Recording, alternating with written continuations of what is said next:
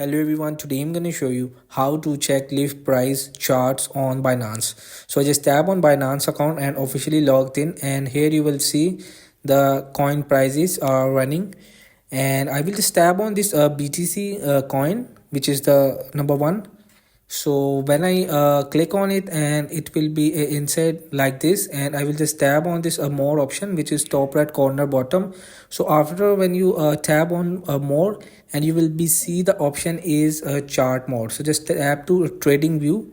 So the chart will be on trading view, and live update crypto prices. Cryptocurrency is a digital or virtual currency that uses a cryptography for security.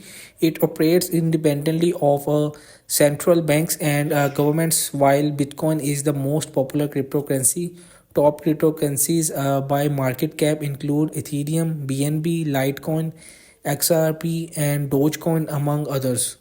So here you will see this is the live chart on Binance. So hope this video helped you. Please don't forget to like and subscribe and get notified for more videos.